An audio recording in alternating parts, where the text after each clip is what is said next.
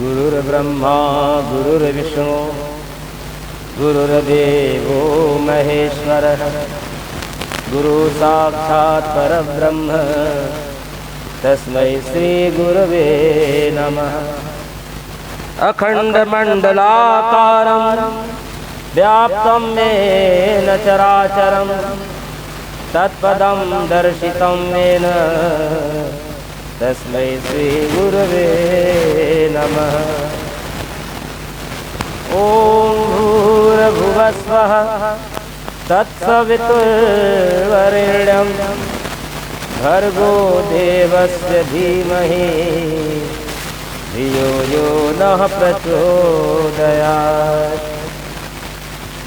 परम मंगल आज परम पूज्य गुरुदेव श्री राम शर्मा आचार्य वेद मूर्ति तपोनिष्ठ गायत्री शांति कुंज सप्त सरोवर हरिद्वार में जो विराजमान है हमारे परम पूज्य गुरुदेव भगवान, आज उन्हीं की प्रेरणा स्रोत और किसी भक्ति गामिनी के लिए संदेश के अनुरूप आज एक प्रसंग लेकर के हम सभी समवेत रूप से एकत्रित हुए हैं।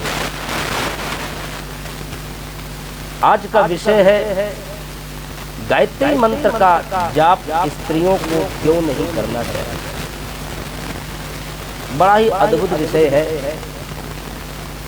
न जाने कितनी मान्यताएं लोगों की किदवंतियां धारणाएं अवधारणाएं लोगों में ये प्रचलित हो रही हैं कि किन्हीं लोगों का ये मानना है कि गायत्री मंत्र का जाप स्त्रियों को नहीं करना चाहिए। तो आइए आज इसी विषय पर हम सभी एक ज्ञान चर्चा करेंगे। अपने परम पूज्य गुरुदेव के माध्यम से, जैसा कि हमारे गुरुदेव ने इस संबंध में बड़ी ही अद्भुत बात बताई है और उन्होंने अपने ज्ञान से, अपने मंतव्यों से, वेद पुराणों के दिए गए संदेशों से, मंत्रों से ये सिद्ध किया कि गायत्री मंत्र का जाप स्त्रियों को करना चाहिए। गायत्री मंत्र का जाप स्त्रियों को करना चाहिए या नहीं करना चाहिए, इन विषय पर चर्चा करने से पूर्व हम ये जाने गायत्री है कौन, गायत्री की महिमा क्या है।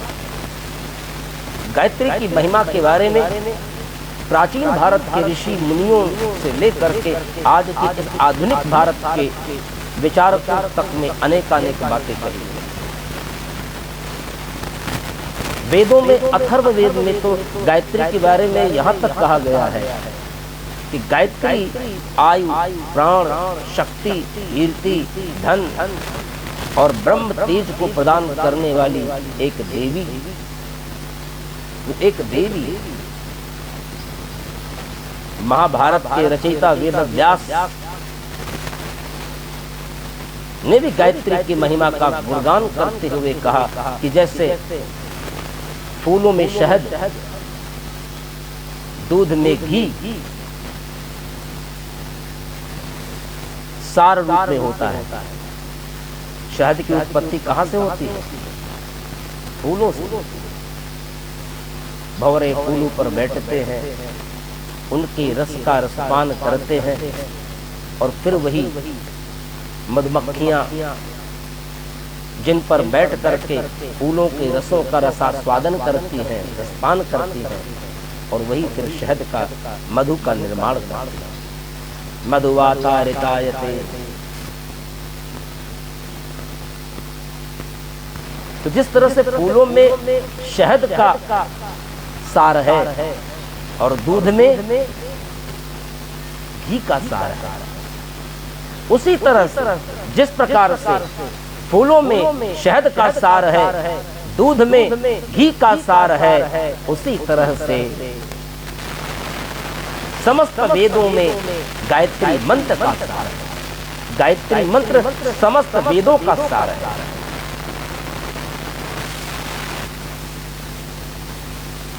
और इसी गायत्री मंत्र का निरूपण किया वेद व्यास ने श्रीमद् भागवत महापुराण गायत्री का सार है। 24 अक्षर परम पुनीता, इनमें बसे शास्त्र, श्रुति और गीता।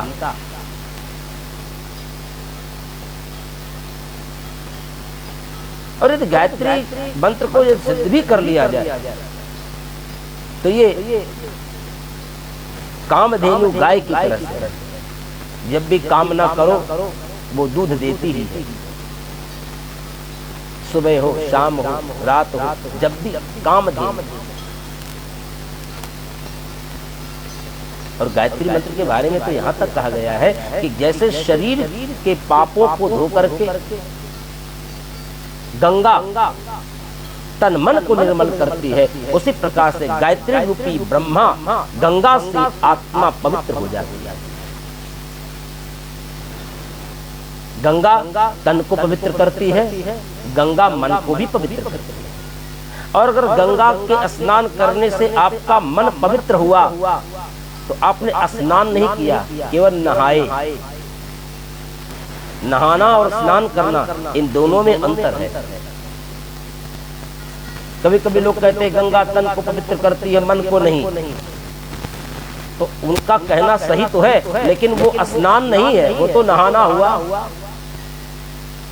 कि गंगा में गए, हमने डुबकी लगाई और डुबकी लगा कर निकल कर बाहर आए, गंगा में तैरे, छपकेलियां खीं। न जाने कितने लोग गंगा में जाके न जाने क्या क्या करते हैं।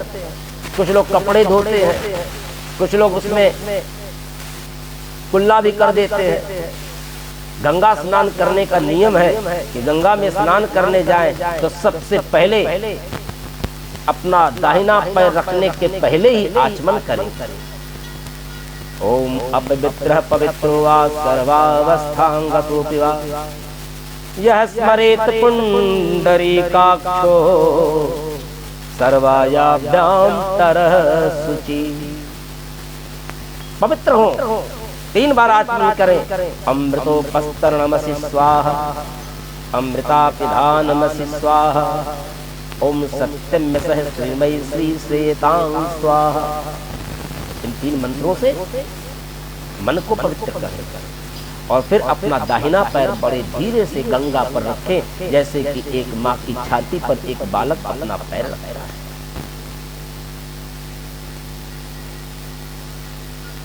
तब वो गंगा आपके तन और मन दोनों को पवित्र करती है। और गंगा में गए, कूद गए। कुछ लोग तो ऊपर बुल से गंगा में डुबकी लगाते कूद जाते।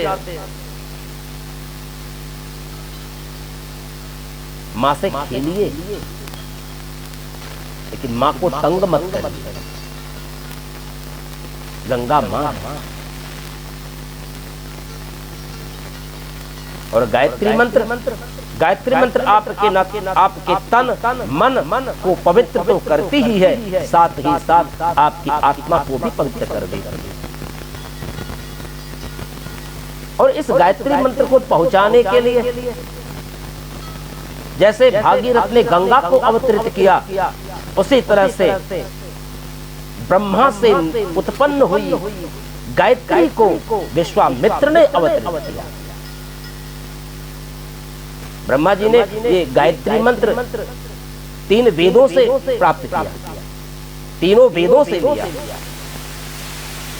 हम सभी इस विषय पर चर्चा कर रहे हैं कि गायत्री मंत्र का जाप स्त्रियों को नहीं करना चाहिए।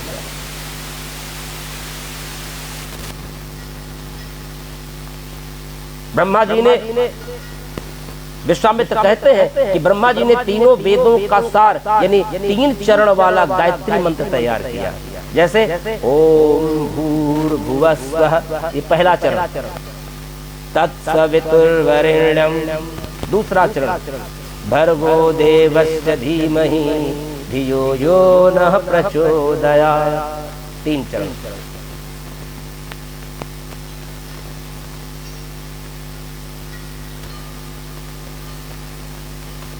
जिनमें से 3 चरणों में 8 मंत्र, 8 दूनी 16, 8 तिरिक 24, ये 24 अक्षर गायत्री मंत्र।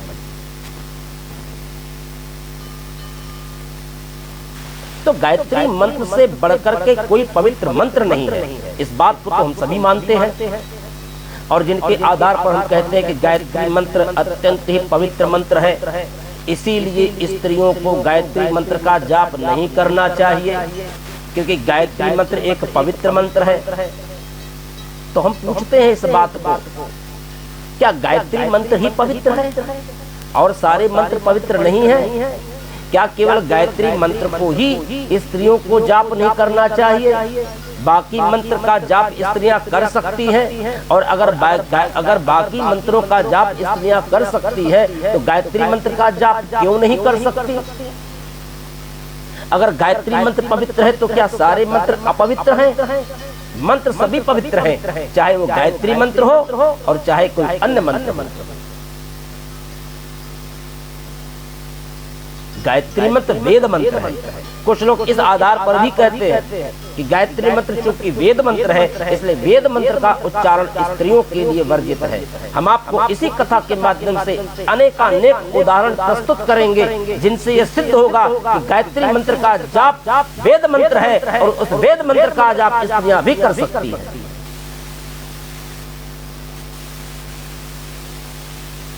गायत्री मंत्र इस चारों वेदों की उत्पत्ति मानी जाती है, इसलिए वेदों का सार भी गायत्री मंत्र ही है।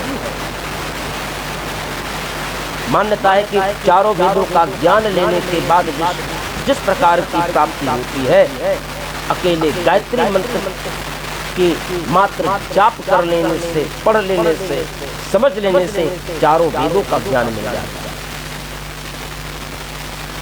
चारों वेद, शास्त्र और श्रुतियां, ये 24 अक्षर परम पुनीता, इनमें बसे शास्त्र श्रुति गीता। 24 अक्षर परम पुनीता, परम पवित्र है ये गायत्री मंत्र, जिसमें कि शास्त्र, श्रुति और गीता तीनों का समावेश है। हम शास्त्र तो पढ़ नहीं सकते, वेद पढ़ नहीं सकते, गीता का अध्ययन सब कर नहीं सकते, मात्र गायत्री मंत्र का जाप कर लेने से हमें शास्त्र, श्रुति और गीता तीनों का ज्ञान हो जाता है। मात्र गायत्री मंत्र का जाप कर लेने से, चाहे वो स्त्री हो चाहे वो पुरुष हो। चारों वेदों, शास्त्र और श्रुतियां ये गायत्री मंत्र से ही उत्पन्न हुई है। वेदों की उत्पत्ति के कारण माँ गायत्री को वेद माता कहा जाता है। वेदों की माता है। ब्रह्मा, विष्णु, महेश तीनों देवताओं की आराध्य देवी माता गायत्री ही है। माना जाता है कि समस्त ज्ञान की देवी गायत्री ही है। इसीलिए गायत्री को ज्ञान गंगा भी कहा जाता है। ज्ञान गंगा गायत्री। गायत्री मंत्र तो जो गाने का मंत्र है वही गायत्री है। गायत्री जिसमें 3 चीजों का समावेश, त्रि माने 3, त्रि माने 3, गा माने गा, यानी शास्त्र, श्रुति और गीता, ये तीनों समावित हैं। इन्हें भगवान ब्रह्मा की दूसरी पत्नी भी कहा जाता है, माता गायत्री। माँ पार्वती, माता सरस्वती, माँ लक्ष्मी, पार्वती, सरस्वती, लक्ष्मी, ये तीनों देवियों का अवतार है माता गायत्री। स्त्रियों को गायत्री मंत्र का जप न करने के लिए अनेक प्रकार की भ्रांतियां फैली हुई हैं। ऐसे समाज में ऐसी भ्रांतियों को कुचलने के लिए, समाप्त करने के लिए हमें ज्ञान की आवश्यकता है। और इसी उद्देश्य से आज की ये कथा, प्रवचन, परम पूज्य गुरुदेव का ये संदेश आपके सामने हम प्रस्तुत करने जा रहे हैं। ये कोई मेरा अपना व्यक्तिगत न तो मंतव्य है और ना ही तो ये मेरी कोई व्यक्तिगत राय है और ना ही तो मेरा कोई व्यक्तिगत विचार है। ये तो हमारे परम पूज्य गुरुदेव भगवान का ये संदेश है और हमारे परम पूज्य गुरुदेव भगवान ही गायत्री को अवतरित किए इस धरा पर। माता गायत्री को हमारे परम पूज्य गुरुदेव ने सिद्ध किया और सभी नारियों को नारी का सम्मान दिलाते हुए समस्त नारियों को इसके लिए अधिकार दिलाया कि गायत्री मंत्र का जाप स्त्रियों को करना चाहिए। जिन भ्रांतियों के अनुसार गायत्री मंत्र का जाप स्त्रियों के लिए वर्जित बताया गया, उसके लोगों ने अनेक कारण बताए। मसलन कि गायत्री मंत्र का जाप करने में महिलाओं का मासिक धर्म प्रभावित होता है। एक बात बताएं, स्त्रियों को मासिक धर्म क्यों आता है? आप लोगों ने कथा सुनी हो कि श्रीमद् भागवत महापुराण में इंद्र ने जब विश्वरूप को अपना गुरु बना लिया और वो विश्वरूप ने एक दिन विचार किया कि देवताओं के नाम की आहुति तो प्रदान की जाती है, लेकिन दैत्यों के नाम की आहुति क्यों प्रदान नहीं की जाती? क्योंकि देवता और दैत्य एक ही पिता कश्यप ऋषि की संतान है, तो इन दोनों पुत्रों में भेद क्यों? तो दिन में वो देवताओं के नाम की आहुति निकालता था और रात्रि में वो दैत्यों के नाम की आहुति निकालता था। जब ये बात देवताओं के राजा इंद्र को पता चली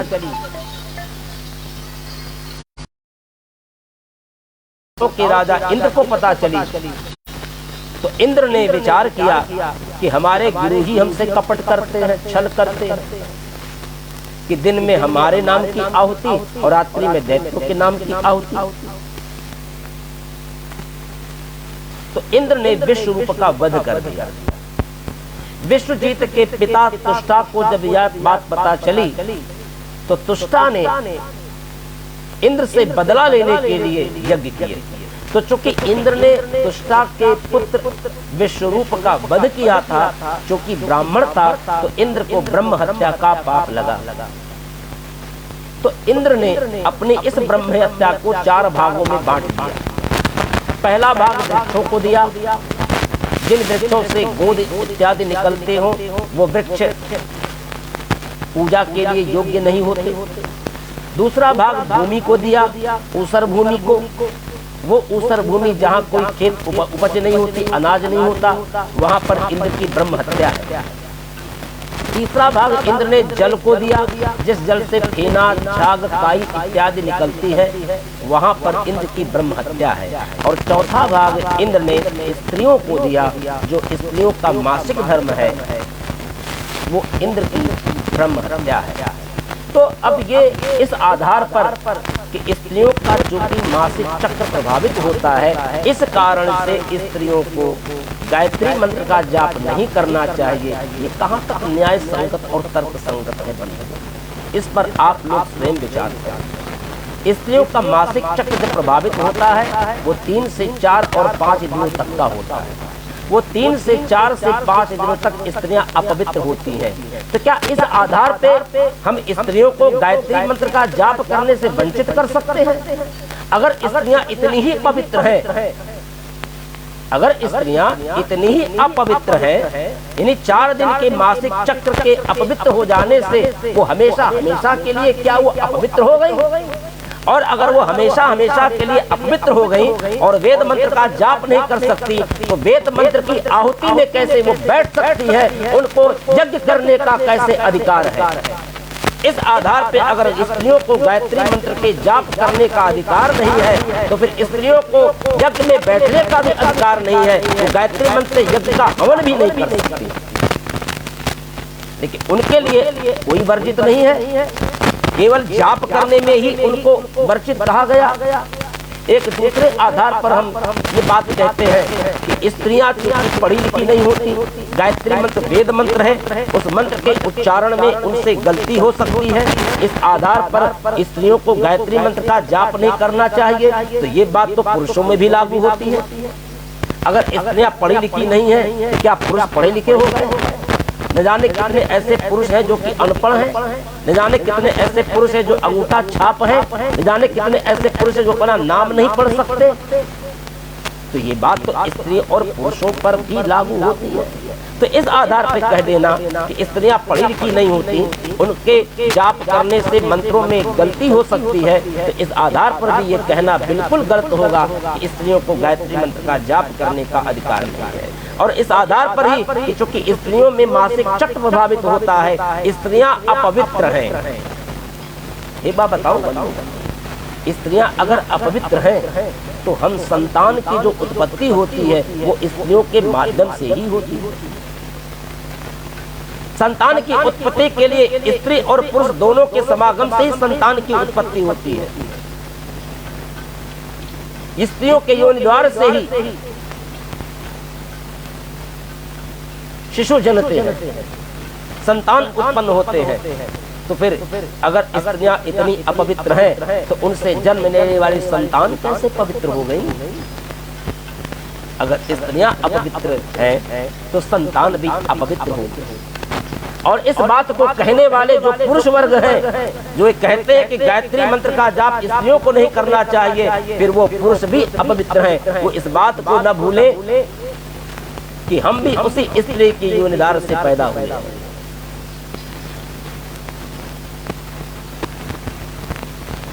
कुछ लोगों का कहना है कि स्त्रियां यदि गायत्री मंत्र का जाप करेंगी तो पुरुष वाले गुण उनके अंदर आ जाएंगे, जैसे दाढ़ी उग जाना, मूछें उग जाना,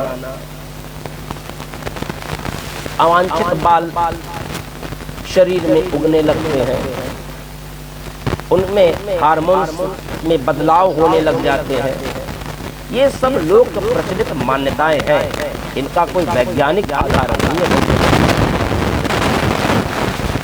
और एक बात और जो प्रत्येक मंत्र पर लागू वह सही उच्चारण, जैसा कि अभी मैंने आपके पूर्व में आपसे मैंने ज्ञानार्जन किया, ज्ञान चर्चा की कि किसी मंत्र में निहित सकारात्मक ऊर्जा संचारित होती है, वो चाहे गायत्री मंत्र हो या फिर अन्य कोई मंत्र। और गलत उच्चारण करने से कोई भी मंत्र हो, अगर उस मंत्र का हम गलत उच्चारण करेंगे तो उसमें नकारात्मक ऊर्जा प्रभावित होगी। चूंकि गायत्री मंत्र वेद मंत्र है, परम पुनीत है, शास्त्र श्रुति और गीता से भरा पड़ा है, इस आधार पर कि उसका उच्चारण ठीक ढंग से यदि नहीं होता तो उसका नकारात्मक प्रभाव होता है।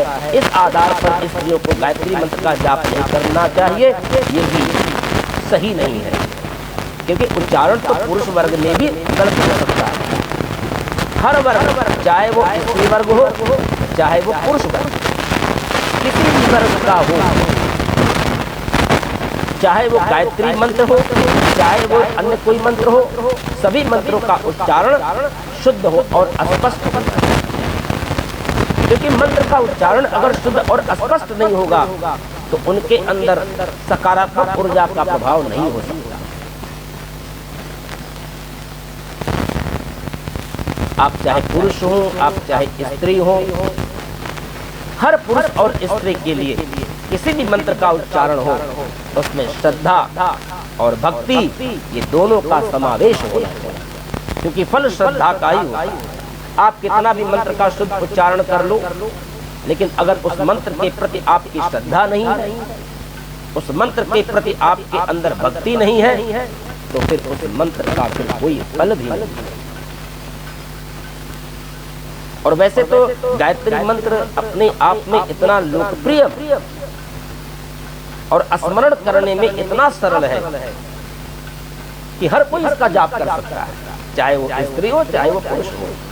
ओम भूर्भुवः स्वः तत्सवितुर्वरेण्यं भर्गो देवस्य धीमहि धियो यो नः प्रचोदयात्। चाहे महिला हो चाहे पुरुष हो चाहे बच्चे हो। और वैसे तो अन्य शास्त्रों के अनुसार गायत्री मंत्र का जाप केवल वही कर सकता है जो मन वचन कर्म से ब्राह्मण हो। विशेष बात है, ब्राह्मण को ही गायत्री मंत्र जाप करने का अधिकार है, चाहे वो स्त्री हो चाहे वो पुरुष हो। लेकिन अब ब्राह्मण कौन? यहाँ पर सीधे हमारा ध्यान जाति पर जाता है। जाति से ब्राह्मण नहीं, ब्राह्मण कर्म से। जाति से जन्म लेने वाला ब्राह्मण अगर कुकर्म कर रहा है, शराब पी रहा है, मदिरा का सेवन कर रहा है, मांस का भक्षण कर रहा है, तामसी चीजों का भक्षण कर रहा है, तो चाहे स्त्री हो चाहे पुरुष हो, किसी को भी गायत्री मंत्र जाप करने का अधिकार नहीं है। गायत्री मंत्र का जाप करने का अधिकार उसी को है जो जाति से नहीं, कर्म से ब्राह्मण हो। चुगली करने वाला, निंदा करने वाला, अधर्म की राह पर चलने वाला, शराब मांस मदिरा का सेवन करने वाला, लोगों के धन का अपहरण कर लेने वाला, गायत्री मंत्र जाप करने का उसको अधिकार नहीं है।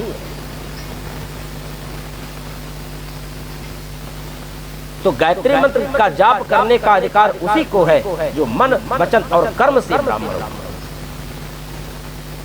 ब्राह्मण को भी गायत्री मंत्र जाप करने का अधिकार है, क्षत्रिय को भी गायत्री मंत्र जाप करने का अधिकार है, वैश्य को भी गायत्री मंत्र जाप करने का अधिकार है, शूद्र को भी गायत्री मंत्र का जाप करने का अधिकार है, लेकिन वो कर्म से ब्राह्मण हो, चाहे वो ब्राह्मण हो, चाहे वो क्षत्रिय हो, चाहे वो शूद्र हो, चाहे वो वैश्य हो, किसी भी वर्ण का व्यक्ति हो, किसी वर्ण की महिला हो।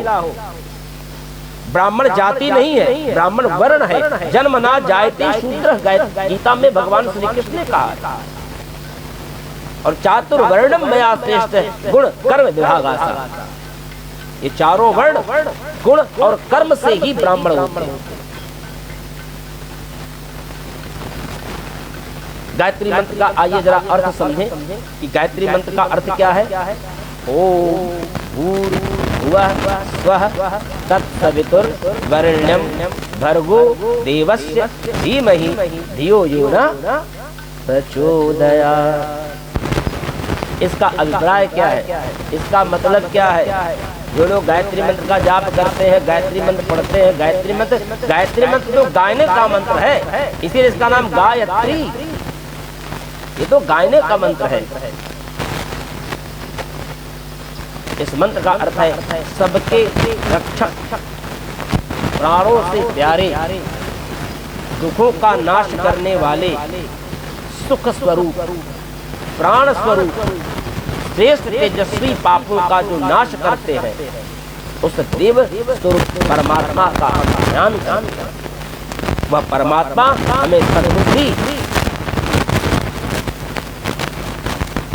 हमें सद्बुद्धि दे कि हम देव की राह पर चलें।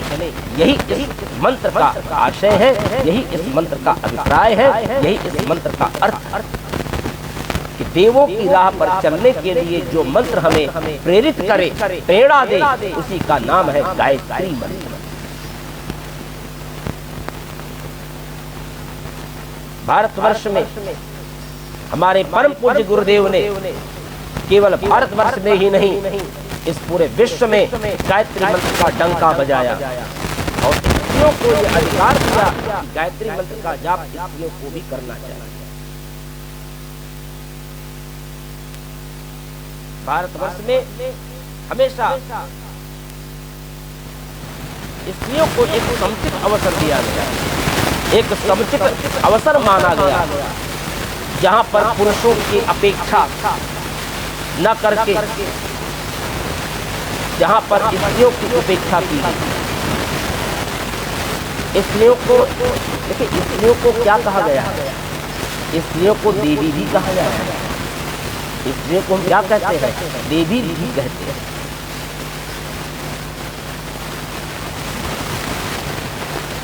स्त्रियों को देवी से संबोधित किया जाता है। सीता देवी, पार्वती देवी, लक्ष्मी देवी। स्त्रियों का नाम प्रायः देवियों से जुड़ा हुआ है। शांति देवी, गंगा देवी, दया देवी इत्यादि इत्यादि देवी आदि के शब्द पर कन्याओं के नाम ही बनाए गए। आकांक्षा देवी, नम्रता देवी, गंगा देवी, यमुना देवी, सरस्वती देवी। तो ये सब ईश्वर की प्रदत्त देवियां जो भी गुणों, विचारों और अपनी दिव्य विशेषताओं के कारण ये अलंकृत की गई। ऐसे नहीं किसी का नाम सावित्री देवी रखा गया, ऐसे ही नहीं किसी का नाम सीता देवी रखा गया, ऐसे ही नहीं किसी का नाम गंगा देवी रखा गया।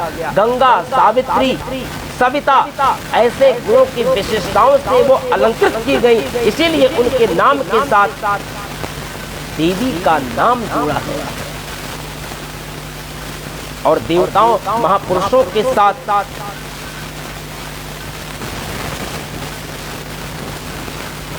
देवताओं और महापुरुषों के साथ उनकी अर्धांगिनी के नाम भी इसी प्रकार से जुड़े।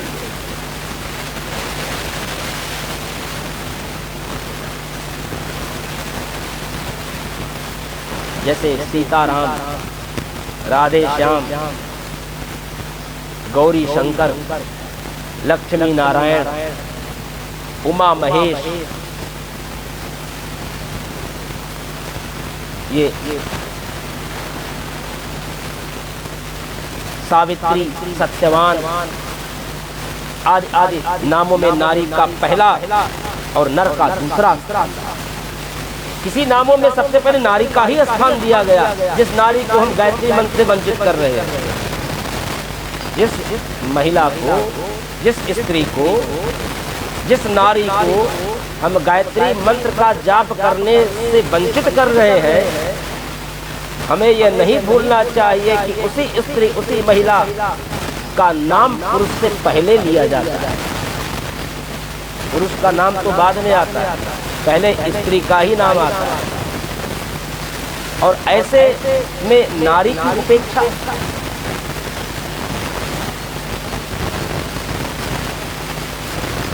पवित्रता, दया, करुणा, सेवा, सहानुभूति, स्नेह, वात्सल्य, उदारता, भक्ति भावना आदि गुणों में नर की अपेक्षा नारी को ही सभी विचारवानों में सबसे बढ़-चढ़ के माना गया है।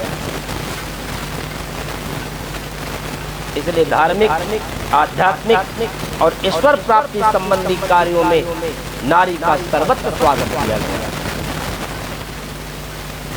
और इसीलिए उसे उसकी महानता के अनुकूल उसको एक स्थान दिया गया, उसकी एक प्रतिष्ठा दी गई और सम्मान प्रतिष्ठा के साथ नारी को प्रतिष्ठित किया गया। आप जरा वेदों की तरफ ध्यान दें, वेदों पर दृष्टिपात करें। वेदों पर दृष्टिपात करने से ये बात बिल्कुल स्पष्ट हो जाती है कि देखिए, वेदों के मंत्र दृष्टा जिस प्रकार अनेक ऋषि हैं, जो मंत्रों के दृष्टा हैं, ऋषि हैं। ऋषि का मतलब क्या होता है? जो मंत्रों का जाप करे उसका नाम है ऋषि। जैसे विश्वामित्र कौन थे? विश्वामित्र ऋषि, वेदाभ्यास ऋषि थे। उसी प्रकार से, जिस प्रकार से पुरुष ऋषि हुए, उसी प्रकार से न जाने कितने ऐसे उदाहरण हैं वेदों में कि न जाने कितनी ऋषियां भी हुई, अनेकानेक ऋषिकाएं भी हुई। ऋषि पुरुष वर्ग में और ऋषिकाएं स्त्री वर्ग में।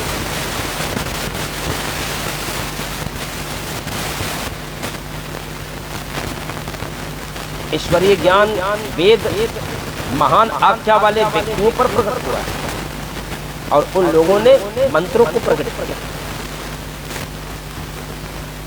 इस प्रकार जिन पर वेद प्रकट हुए उन मंत्र दृष्टाओं को हम ऋषि कहते हैं। ऋषि केवल पुरुष ही नहीं है, ऋषि का मतलब केवल पुरुष ही नहीं है, अनेकानेक नारियां भी ऐसी हुई जो ऋषिकाएं हुई हैं। ईश्वर ने नारियों के अंतःकरण में उसी प्रकार से वेद ज्ञान प्रकाशित किया जिस प्रकार से पुरुषों में वेद ज्ञान प्रकाशित किया। तो फिर ऐसे महान, दयालु, न्यायकारी और निष्पक्ष प्रभु भला अपनी संतान में कैसे भेदभाव कर सकते हैं? अरे नारी भी उस परमात्मा की ही संतान है जैसे पुरुष परमात्मा की संतान। जैसे एक पिता अपने पुत्र और पुत्री पर कोई भेदभाव नहीं कर सकता, उसी प्रकार से परमात्मा भी अपने बनाए हुए स्त्री रूपी पुत्री और पुरुष रूपी पुत्र पर भी कोई भेद नहीं कर सकता।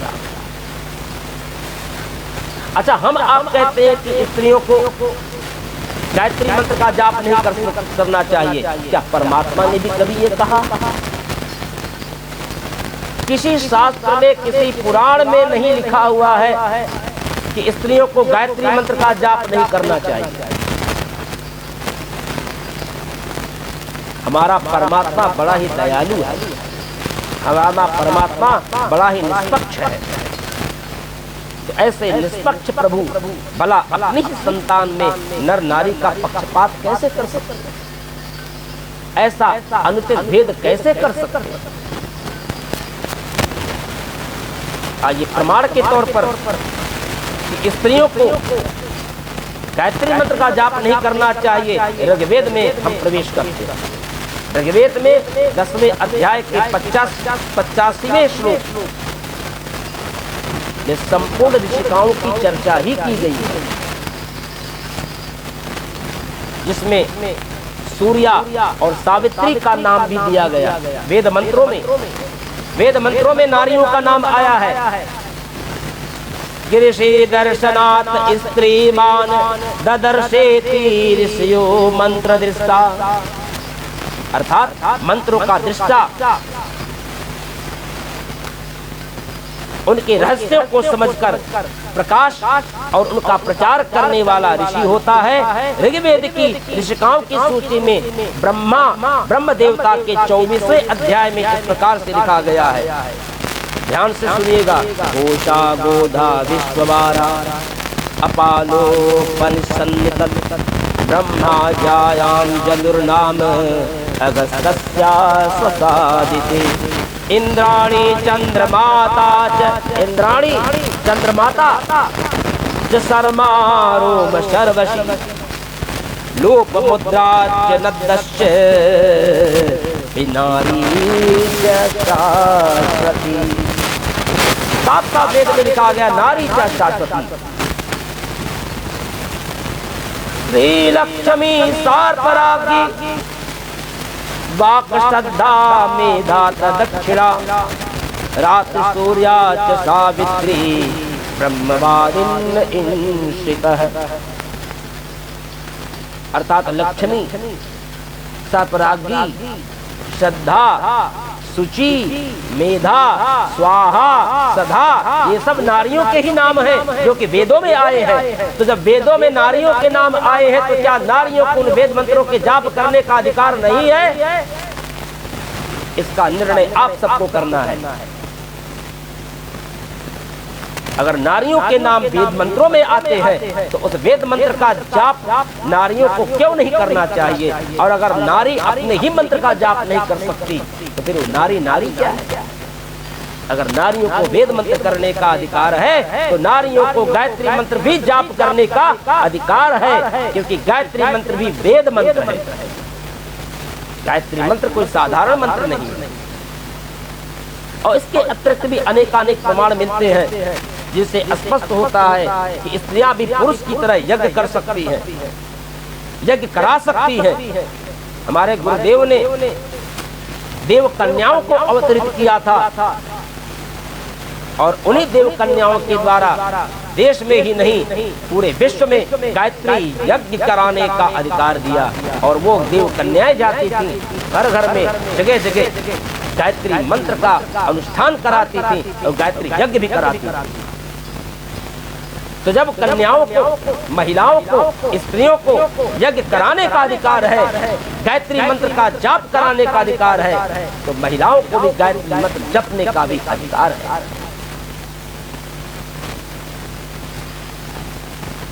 वे यज्ञ विद्या, ब्रह्म विद्या में वे स्त्रियां पारंगत होती थी, ऐसा इतिहास कहता है, ऐसे पुराण कहते हैं। कई नारियां इस संबंध में अपने पिता तथा अपने पति का मार्गदर्शन भी करती। तैत्तरीय संहिता में ब्राह्मण में सोम द्वारा सीता, सावित्री, ऋषिका को 3 वेद देने का वर्णन विस्तार पूर्वक दिया गया है। द्वितीय स्कंद के 3 अध्याय के 10वें श्लोक। तंत्रो वेदा अन्य सृजन्यता अतः सीताम सावित्री सोमः रुदानाम च चक्र में आदि आदि करते हुए तस्या उदत्रीन वेदान प्रददो। वेद साक्षात सीता, सावित्री, सोम इनको प्रदान किए गए। तो जब उन्हें वेद ज्ञान दिया गया, वेद मंत्र प्रदान किया गया, क्या उस वेद मंत्र को जाप करने का अधिकार स्त्रियों को नहीं है?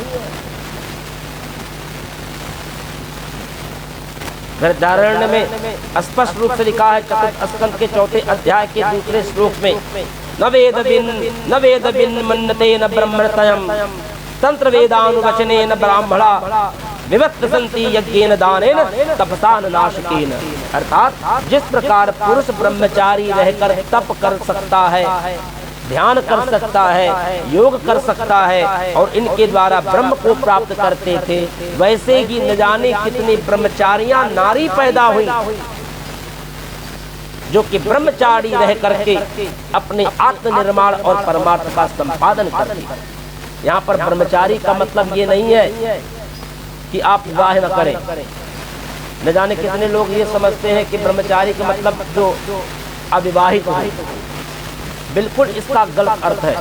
ब्रह्मचारी का अर्थ ये नहीं है कि अविवाहित। ब्रह्मचारी का अर्थ ये है कि जो ब्रह्म के मार्ग पर चले। ब्रह्मचारी, चारी माने चरने वाला, चलने वाला। जैसे गौचारण, गाय चरती है ना, तो चरणों से जो चले उनका नाम है चरण। ब्रह्मचारी माने ब्रह्म के राह पर चलने वाला। अब ऐसा नहीं है कि अविवाहित है तो ब्रह्मचारी हो गया। अगर ब्रह्म के रास्तों पर चल रहा है तो वो चाहे अविवाहित हो चाहे वो विवाहित हो, वो ब्रह्मचारी है। इसलिए ब्रह्मचारी केवल अविवाहित कोई नहीं कहते। तो जो संयम पूर्वक वेद को प्राप्त करे, ब्रह्म पर चले, उसी का नाम है ब्रह्मचारी। तो बंधुओं, वेदों में न जाने कितनी ऐसी ऋषिकाएं पैदा हुई। विद्योत्तमा, सुलोचना, द्रौपदी, न जाने कितनी ऐसी नारियां हुई जिन्होंने अपने पतियों का मार्गदर्शन किया, वेद मंत्रों का अनुष्ठान किया। और गायत्री तो खुद अपने आप में एक नारी है। तो एक नारी दूसरे नारी को अपने मंत्रों का जाप करने से कैसे वंचित कर सकती है? बस केवल हम लोग किंवदंतियों के आधार पर, एक मान्यताओं के आधार पर, एक लोक परंपराओं के आधार पर न जाने कितनी भ्रांतियां पैदा कर देते हैं कि स्त्रियों को गायत्री मंत्र का जाप नहीं करना चाहिए। सीधी से 2 शब्दों में बंधुओं, कि जिस नारी को हम, जिस महिला को हम गायत्री मंत्र के जाप करने से वंचित कर रहे हैं, वेद मंत्र के जाप करने से वंचित कर रहे हैं, उसी वेद मंत्रों में ही नारी का सम्मान किया गया है। उसी वेद मंत्रों में ही नारी के नामों का उल्लेख है। न जाने कितने ऐसी कथाएं हैं, न जाने कितने ऐसी श्रुतियां हैं, न जाने कितने ऐसे सार हैं जिनमें स्वयं कहा गया कि वेद मंत्रों की अधिष्ठात्री माँ गायत्री के वेद मंत्रों का जाप न जाने कितनी नारियां करती थी। आप ऋग्वेद का दर्शन करें, वृद्धारण्य का दर्शन करें, तैत्तिरीय पुराण का दर्शन करें, इन सभी में नारियों के नामों का स्पष्ट रूप से उल्लेख किया गया है कि प्राचीन काल में नारियां यज्ञ कराती थी। न जाने कितने ऋषिकाएं थी जो वेद मंत्रों का उच्चारण करती थी, वेद मंत्रों का जाप करती थी। इस प्रकार उपरोक्त जो प्रमाण आपको हमने दिए, इस प्रमाण के आधार पर आप सबको विचार करना है कि स्त्रियों को गायत्री मंत्र का अधिकार है या नहीं, और कहां तक ये कहना उचित होगा कि स्त्रियों को गायत्री मंत्र का अधिकार है या नहीं। ये कोई स्वतंत्र प्रश्न नहीं है, अलग से कहीं ऐसा विधि निषेध नहीं है कि स्त्रियां गायत्री मंत्र का जाप करें या न करें। प्रश्न इसलिए है ये प्रश्न बार बार इसलिए समाज में उठता है कि स्त्रियों को गायत्री मंत्र का जाप नहीं करना चाहिए, क्योंकि ये कहा जाता है कि स्त्रियों को वेद का अधिकार नहीं है, क्योंकि गायत्री वेद मंत्र, इसलिए अन्य मंत्रों की भांति उनके उच्चारण का अधिकार स्त्रियों को नहीं होना चाहिए। तो वेदों में तो कई ऐसे मंत्र हैं जो इसके द्वारा ही उच्चारण किए गए हैं, उनका आप क्या करेंगे? आप इस आधार पर, चूंकि गायत्री वेद मंत्र है और वेद मंत्र का उच्चारण स्त्रियों को नहीं करना चाहिए, तो पुराणों में ऐसा फिर क्यों लिखा गया कि न जाने कितने वेद मंत्रों का उच्चारण स्त्रियां ही करती थी, और उन मंत्रों में स्त्री लिंग क्यों आया? आइए आपको एक बड़ा ही प्रसिद्ध मंत्र आपको मैं बताता हूँ। ओम त्र्यंबकं यजामहे सुगंधिं पुष्टिवर्धनम् उर्वारुकमेव बन्धनात् मृत्युर्मुक्षीयमामृतात्। ओम त्र्यंबकं यजामहे सुगंधिं पुष्टिवर्धनम् उर्वारुकमेव बन्धनात् मृत्युर्मुक्षीयमामृतात्। ये रुद्र मंत्र है, जो कि बड़ा ही प्रसिद्ध मंत्र है। ये रुद्र संहिता के 6ठे अध्याय का 7वां मंत्र है, और इसी के आगे, इसी रुद्र संहिता में आगे यही त्र्यंबकं यजामहे दूसरे रूप में लिखा गया। क्या? ओम त्र्यंबकं यजामहे सुगंधिं पुष्टिवर्धनम् की जगह पर कहा गया ओम त्र्यंबकं यजामहे सुगंधिं पतिवेदनम्। पहले मंत्र में सुगंधिं पुष्टिवर्धनम्, दूसरे मंत्र में पतिवेदनम्। यानी इसका अर्थ क्या हुआ? ओम त्र्यंबकं यजामहे सुगंधिं पतिवेदनम्, यानी इस मंत्र का अर्थ हुआ जो त्र्यंबक है, यजामह है, हमको ऐसे सौभाग्यशाली रूपवान उत्तम पति प्रदान करे। यानी हमें सौभाग्यशाली उत्तम पति की प्राप्ति हो। ये कौन कह सकता है? स्त्री कहेगी कि पुरुष कहेगा? अगर पुरुष कहेगा तो हमको पत्नी की प्राप्ति हो, लेकिन पतिवेदनम, पतिवेदनम में पति की प्राप्ति हो। ये मंत्र किसके द्वारा कहे गए? पुरुष के द्वारा या स्त्री के द्वारा? और अगर स्त्री के द्वारा ये वेद मंत्र कहे गए तो फिर उसी स्त्री को इस वेद मंत्र का उच्चारण का अधिकार है या नहीं? अवश्य। जो लोग कहते हैं गायत्री मंत्र का जाप वेद मंत्र है इसलिए स्त्रियों को नहीं करना चाहिए, उनसे पूछिए आप इस बात को कि अगर गायत्री मंत्र वेद मंत्र है और इस वेद मंत्र का उच्चारण, इस वेद मंत्र का जाप स्त्रियों को नहीं करना चाहिए, तो ये त्र्यंबकं यजामहे सुगंधिं पतिवेदनम्, ये मंत्र स्त्रियों के द्वारा क्यों कहा गया? रुद्र संहिता में, रुद्राष्टक में क्यों कहा गया सुगंधिं पतिवेदनम्? तो न जाने कितने ऐसे मंत्र हैं जिन वेद मंत्रों का उच्चारण स्त्रियों ने ही किया है।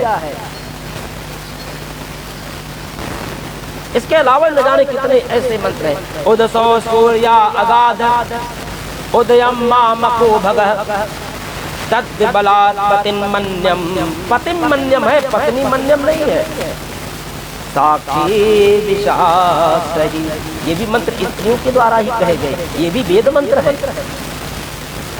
अद्दकेतुरः मूर्धान् मुग्रा विवञ्चनी मम पुत्रः शत्रुहत्रेण महद्वितां विराधम्। यानी कि सूर्योदय के साथ मेरा सौभाग्य बढ़े, मैं पति देव को प्राप्त करूं। ये कौन कह रहा है? पुरुष कह रहा है कि स्त्री कह रही है? ये वेद मंत्र है। कौन कह रहा है? स्त्री ही कह रही है। विरोधियों को पराजित करने वाली और सहनशीलता मैं बनूं, कौन कह रहा है? पुरुष कह रहा है कि स्त्री कह रही है? ये वेद मंत्र है। तो जो ऐसे वेद मंत्रों का उच्चारण, ऐसे वेद मंत्रों का पाठ, ऐसे वेद मंत्रों का जाप अगर स्त्री कर रही है और करती है, ऐसा पुराण कहते, मैं नहीं कह रहा, हम नहीं कह रहे, पुराण कह रहे हैं। पुराणों में लिखा है कैसे वेद मंत्रों का जाप स्त्रियों ने किया, तो फिर गायत्री मंत्र क्यों नहीं?